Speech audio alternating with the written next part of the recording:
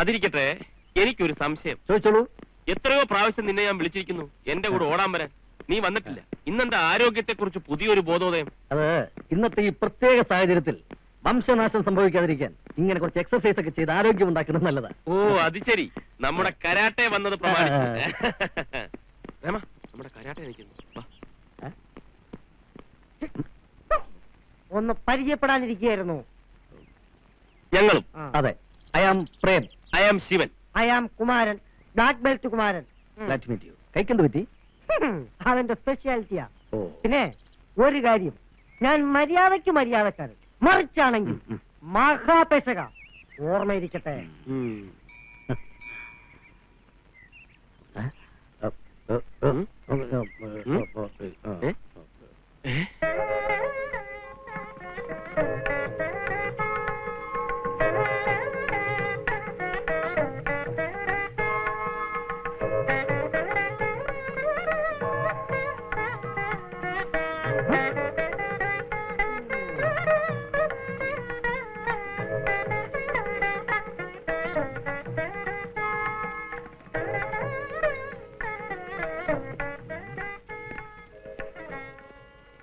പിറന്നാളാ? അത് ശരി. എന്നിട്ട് ഇപ്പഴാ പറയുന്ന? അയ്യോ, എന്റെ അല്ല, ചേച്ചിയുടെയാ. അപ്പോ നമ്മളൊരു ചെലവ് ചെയ്യണമല്ലോ. അധികം ചെലവ് വരുന്നൊന്നും വേണ്ട, ചെറിയ പ്രസന്റ് എന്തെങ്കിലും മതി. മതി, വാ പോകാം. ജീവന്മാരന്റെ കൈമനക്കെടുത്ത ലക്ഷണമാ. വരട്ടെ. ചെല്ല്, ഇല്ലെങ്കിൽ അവൻ കൊല്ലും. പറഞ്ഞു കേട്ടില്ലേ, ഇതാണ് കറക്റ്റ് പ്ലേസ്. ഇവിടെ വെച്ച് വേണം പിടിക്കാൻ. ഇവിടെ വെച്ച് അങ്ങനെ കയറി പിടിക്കുന്നത്? നീ വേണേ പിടിച്ചു. ഞാൻ അയ്യടാ, പിടിക്കും. ബർത്ത്ഡേ പ്രസന്റ് കൊടുത്ത് ഒരു സെന്റിമെന്റ്സ് വർക്കൗട്ട് ചെയ്ത് അതീ പിടിച്ച് കയറാമെന്നാ ഞാൻ പറഞ്ഞത്. ഓ, അത് ശരി. ഞാൻ പെട്ടെന്ന് വിചാരിച്ച് അതല്ല, ഈ ബർത്ത്ഡേ പ്രസന്റേഷന് കൊടുത്താൽ ശരിയാവൂ? ശരിയാകും, അല്ലെങ്കിൽ ശരിയാക്കും. പാർവതിക്കൊരു പ്രസന്റ്, ബർത്ത്ഡേ പ്രസന്റ് ആണ്. ആരുടെതാ പാർവതി? കൂട്ടത്തിലൊരു ലെറ്ററും ഉണ്ട്.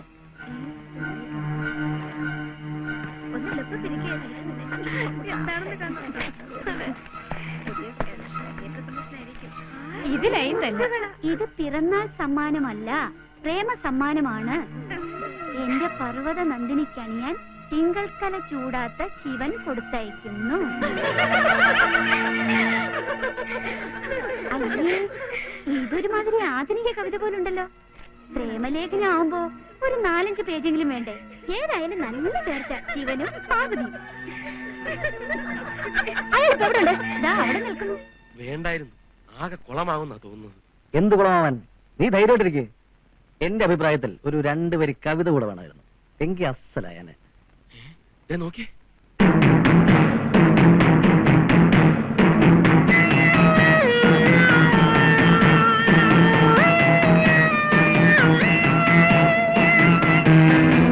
ഇത് പ്രശ്നം തന്നെ. എനിക്കും അങ്ങനെ തോന്നുന്നുണ്ട്. ഇനിയിപ്പോ എന്ത് ചെയ്യണം? പ്രേമ, മിസ്റ്റർ, നിങ്ങൾ എന്താ വിചാരിച്ചിരിക്കുന്നത്? അന്ന് സോറി പറയാൻ വന്ന എന്നെ ആവശ്യമില്ലാതെ കുറെ പറഞ്ഞു. അത് കഴിഞ്ഞപ്പോ ശൃംഗാരം പറഞ്ഞൊരു കത്തും കുറെ കുപ്പിവളകളും കൊടുത്തുവിട്ട ഏത് പെണ്ണും വീഴുന്നായിരിക്കും. പോയോടത്തൊക്കെ അങ്ങനെ പലരും വീട് കാണും. പക്ഷെ ആ കൂട്ടത്തിൽ എന്നെ പെടുത്തണ്ട. എന്നെ പറ്റി അങ്ങനെ ചിന്തിക്കാൻ വേണ്ട. നടക്കും.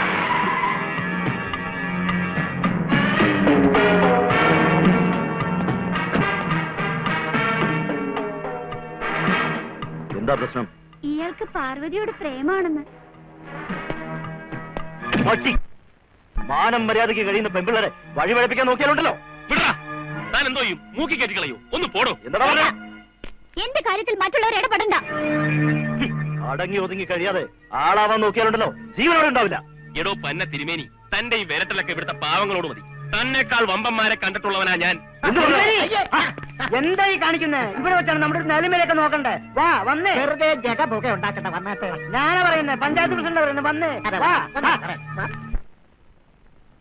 വേണ്ടായിരുന്നു ചേച്ചി. ഇഷ്ടമില്ലെങ്കിൽ അത് പറഞ്ഞ പോരായിരുന്നില്ലേ? ക്രൂരതയായിപ്പോയി. പോരാത്തതിന് ആ അനിയൻ തിരുമേനിയും. നാട് മുഴുവൻ ഇപ്പൊ പാട്ടായിട്ടുണ്ടാവും. ചേച്ചി സുഭദ്രാമ്മയുടെ തന്റെ ഇടമുള്ള മോളായി. പാവം, അയാൾ ഇനി മനുഷ്യന്റെ മുഖത്ത് എങ്ങനെ നോക്കും? BSc കോളേജിലെ ഹയസ്റ്റ് മാർക്കായിരുന്നു അയാൾക്ക്. വിധി അല്ലെങ്കിൽ ഇങ്ങനൊക്കെ കേൾക്കുകയും അനുഭവിക്കുകയും ചെയ്യേണ്ടി വരുമോ? ഈ തെറി കേൾക്കലും അടികൊള്ളലും ഒക്കെ പ്രേമത്തിൽ പറഞ്ഞിട്ടുള്ളതാ. അതിനിങ്ങനെ വിഷമിക്കേണ്ട കാര്യമൊന്നുമില്ല. അല്ല, നീ എന്താ കരുതിയത്? എനിക്കിഷ്ടമാണ് എന്ന് പറഞ്ഞു കഴിഞ്ഞ ഉടനെ തന്നെ അവൾ പ്രണയ വിവശയായി ഓടി വന്ന് നിന്നെ ഇങ്ങനെ കെട്ടിപ്പിടിക്കണമായിരുന്നോ? എടാ, അവൾ അന്തസ്സുള്ള പെണ്ണ, അതുകൊണ്ട് അങ്ങനെ റിയാക്ട് ചെയ്തത്.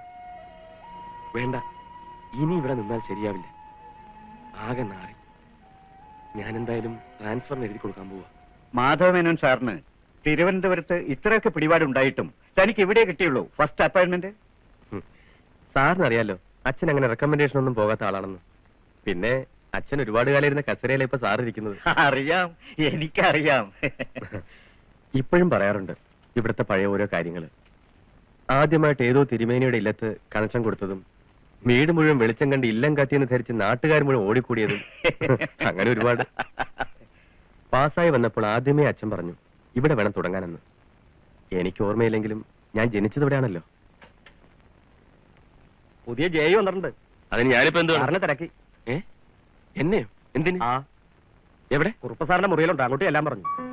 അല്ല, ഇതാര് ശിവേട്ടനോ? ഞങ്ങൾ ഒരുമിച്ച് പഠിച്ചതാ. ഓഹോ, സ്കൂളിലായിരിക്കും അല്ലേ? അല്ല, എഞ്ചിനീയറിംഗ് കോളേജിൽ. എന്നേക്കാൾ 2 വർഷം സീനിയർ ആയിരുന്നു. എഞ്ചിനീയറിംഗ് കോളേജിലെ റാഗിങ്ങിൽ നിന്ന് എന്നെ രക്ഷപ്പെടുത്തിയത് ഈ ശിവേട്ടനാ. നേരം 2 വർഷം ഞങ്ങൾ ഒന്നിച്ചായിരുന്നു താമസം. പിന്നെ ശിവേട്ടൻ കണ്ടിന്യൂ ചെയ്തില്ല.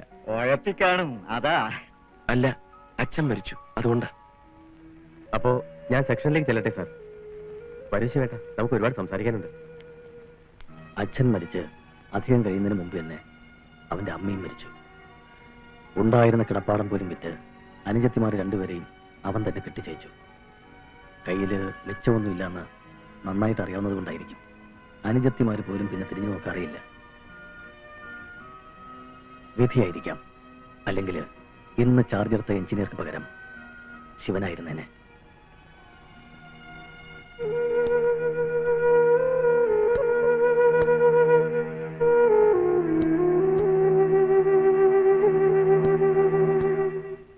നിദ്രയിൽ നീ വന്ന സ്വപ്നങ്ങൾ ശിവൻകുട്ടിയില്ലേ?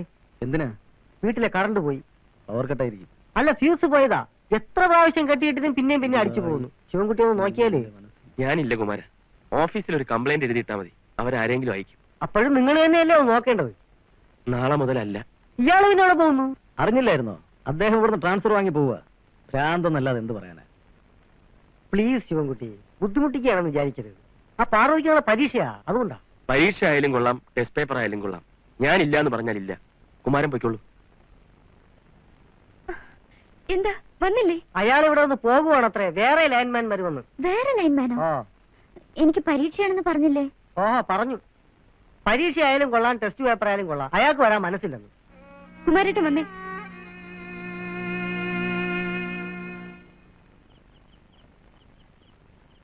ആ, വന്നല്ലോ.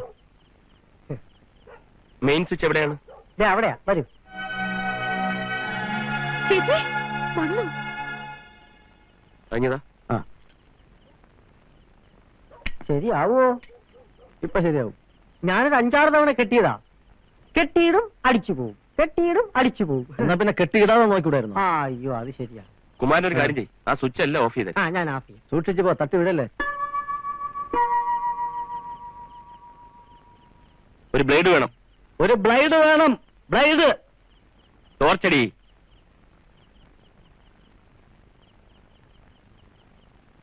കത്തി. കത്തിയാ? ഫീസ് ഇടുമ്പോ കത്തിയാ? കത്തി. നൈഫ്. നൈഫ്. നൈഫ്. ഇങ്ങോട്ടടി.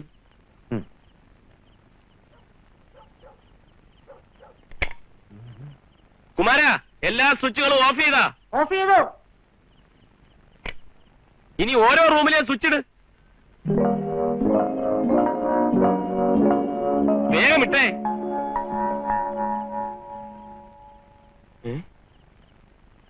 പോയി. ഞാൻ എല്ലാ മുറിയിലും കയറി ഇട്ട് നോക്കി, ഒരു കുഴപ്പമില്ല. പാർവതിയുടെ മുറി കയറി ഇട്ടതും അടിച്ചു പോയി. നീ ആ ടോർച്ചിങ് എടുത്ത്. ഞാൻ കൂടെ പോയിട്ട് വരാം. നിക്ക്, നമുക്ക് ഫീസ് കെട്ടിയിടാം.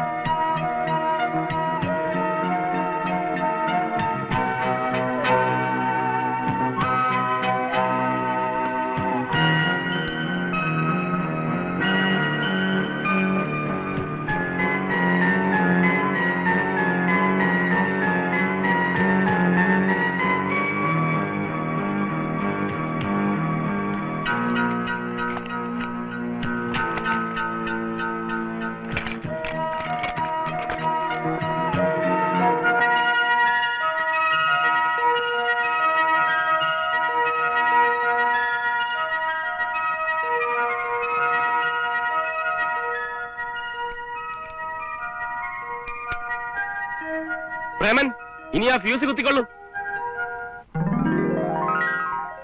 എന്തായത്? ഞാനാ. എന്തിന്? ഒന്ന് കാണാൻ. ആരെ? എന്നെയോ? അപ്പോ എന്നോടുള്ള ദേഷ്യമൊക്കെ പോയോ? പോകരുത്. ഞാൻ കാരണം എങ്ങും പോകരുത്. ഇല്ല, ഇനി എങ്ങും പോവില്ല. ആട്ടെ, 25 പൈസ വെച്ച ഫ്യൂസ് അടിച്ചു പോകുമെന്ന് ആരാ പറഞ്ഞത്? അത് പറയൂ. അത് ഹോസ്റ്റലിൽ താമസിച്ചു പഠിക്കുന്ന കൂട്ടുകാരികൾ. ഞാൻ ഊഹിച്ചു. ഈ പൈസ ഞാൻ എടുത്തോട്ടെ? എന്തിനാ? സൂക്ഷിക്കാൻ, ജീവിതകാലം മുഴുവൻ.